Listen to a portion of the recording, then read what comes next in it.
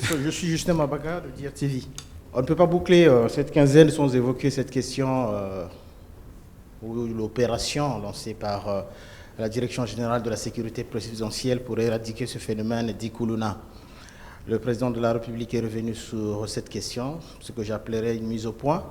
Et quelques jours seulement, nous avons vu les organisations non gouvernementales se monter au créneau, brandir l'effigie, droits de l'homme et les différents accords signés par la République. Que répondez-vous à ces organisations non gouvernementales sur cette opération, je vais le dire, bien appréciée par les Congolais?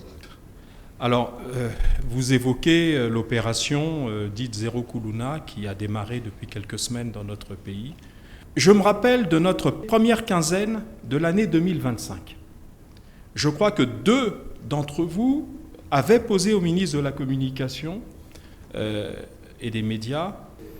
Les 2 questions portaient en gros sur la persistance du phénomène Koulouna et même son augmentation en termes de malfaisance, de nocivité, et puis d'après les questions qui avaient été formulées le 4 janvier, si je ne m'abuse, c'était en gros de dire le gouvernement a mis en place des opérations, coup de poing, ceci, cela, et une sorte d'impuissance du gouvernement de la République à gérer ce phénomène et à le réduire depuis tout ce temps-là.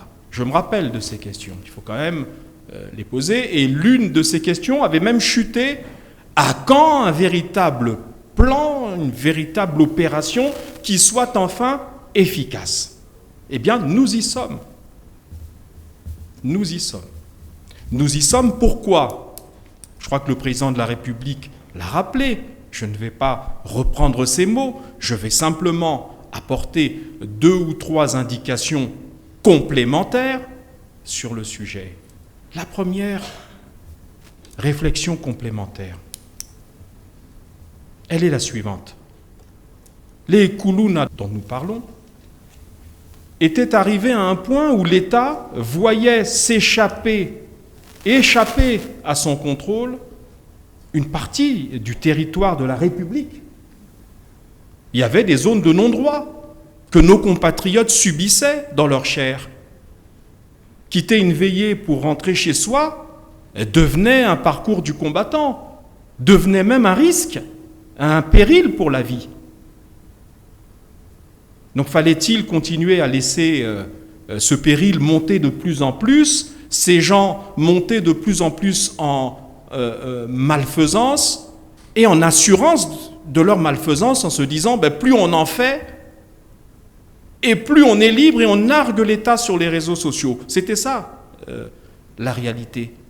Qui ne se souvient pas d'avoir entendu, lu, vu avec effroi, avec frayeur, avec un désarroi important, ces images atroces où on voit par exemple une jeune dame enceinte éventrée par des bébés noirs. Voilà, on ne parle pas d'enfants des agneaux, on parle de grands bandits. C'est ça des bébés noirs, c'est des grands bandits. Le grand banditisme, c'est cela, c'est pas autre chose. Ah oui, non, que des machettes, donc c'est pas grave, c'est des petits voyous. Non, c'est du grand banditisme. Et de la barbarie, quand on éventre une femme enceinte, et que donc vraisemblablement, je n'ai pas la suite, mais il est vraisemblable que la pauvre dame n'a pas dû survivre. Voilà.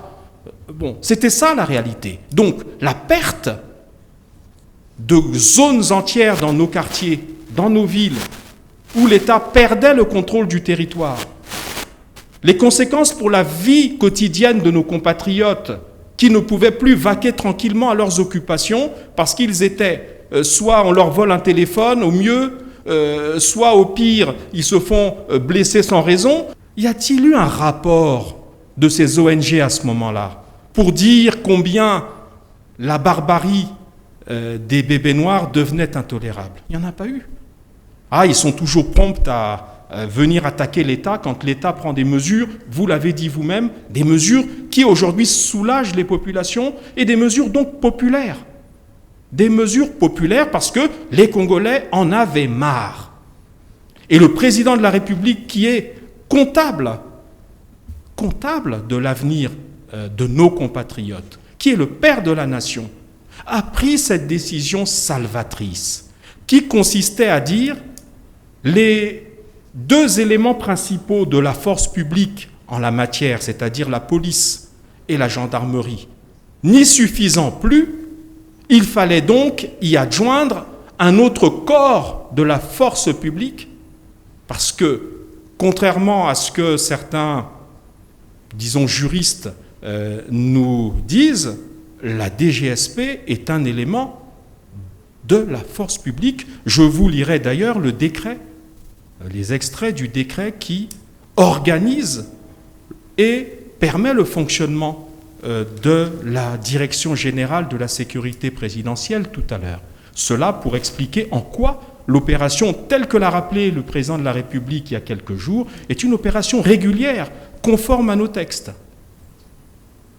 Fallait-il que l'État continue à laisser ces bandits, ces grands bandits agir de la sorte? Parce qu'à un moment donné, on serait passé probablement de la machette à l'arme à feu, et puis ensuite à l'arme lourde. Et nous avons vu, nous voyons des exemples où les gangs, c'est-à-dire les groupes de bandits, ces gangs ont fini par dominer l'État, à prendre le dessus sur l'État, à devenir plus puissants que l'État.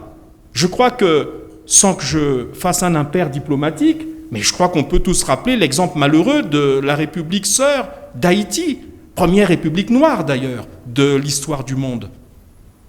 À Haïti, aujourd'hui, le pays est désorganisé parce que les gangs, donc leurs bébés noirs à eux, ont dominé l'État. Donc fallait-il que nous laissions la situation arriver à ce point de bascule où on serait passé de la machette, qui est déjà un acte barbare, à la possession et à l'utilisation d'armes, d'armes létales, encore plus létales que les machettes et autres armes blanches, et puis pourquoi pas un jour des armes lourdes pour concurrencer l'État et le dominer.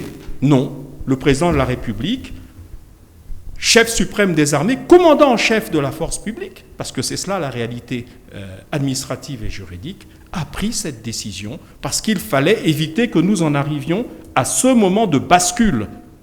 Et je crois, aujourd'hui, vous êtes des journalistes, faites des micro-trottoirs. Vous en faites souvent sur des questions qui tendent à mettre, excusez-moi l'expression, l'État en difficulté ou le gouvernement en difficulté. Faites-les aussi quand les choses sont bien faites.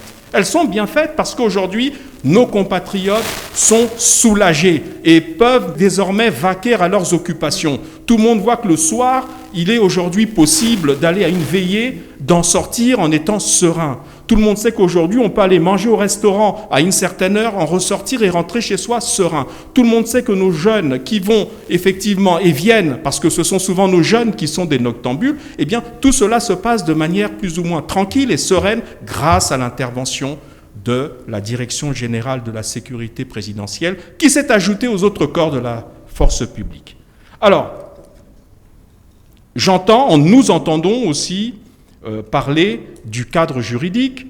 Alors, de ce point de vue-là, je me permets de préciser une chose. J'ai lu de ci, de là dans les réseaux sociaux qu'on citait le décret de 2009 qui fixait à l'époque les prérogatives et les axes de compétences de la Direction générale de la sécurité présidentielle. Non, ce décret a été remplacé par un décret beaucoup plus récent, qui est le décret 2025-390 du 18 septembre 2025, donc assez récent, un décret qui a été pris avant le déclenchement de l'opération Zéro Kuluna. Ce décret portant attribution et organisation de la Direction générale de la sécurité présidentielle. Ce décret nous dit dans l'article 1er, la Direction générale de la sécurité présidentielle est un organe technique du ministère en charge de la sécurité, qui assure la sécurité du président de la République, de sa famille, de ses hôtes et de ses biens. Cela pour répondre au fait que la DGSP n'est pas un corps externe à la force publique, une sorte de garde prétorienne, comme on disait sous la Rome antique, mais une unité régulière de la force publique. En ce qui concerne toujours à l'article 1er ces prérogatives, je vous en lis 2 ou 3 qui sont en rapport avec notre objet. Elle a notamment pour compétence de lutter aux côtés d'autres forces de sécurité contre toute menace visant la stabilité des institutions, l'intégrité physique des personnes et leurs biens, ainsi que la sûreté et la sécurité nationale.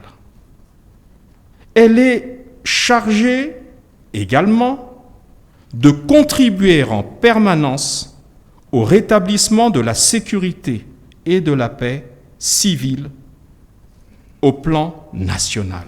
Enfin, elle est chargée de participer au maintien et au rétablissement de l'ordre public en cas de nécessité, de participer en cas de besoin aux côtés des autres forces de sécurité, aux opérations de sécurité publique, de tranquillité publique et de sécurité publique.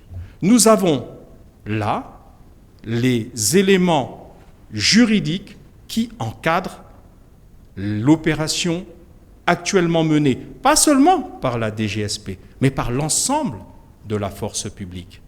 Parce que l'intervention salvatrice de la DGSP a permis, disons, d'accélérer la résorption du problème, mais les autres forces ne restent pas l'arme au pied en disant « bon, la DGSP agit ». Et d'ailleurs, vous avez entendu, monsieur le procureur de la République de Brazzaville, au début de l'opération qui a parlé, tout cela est encadré.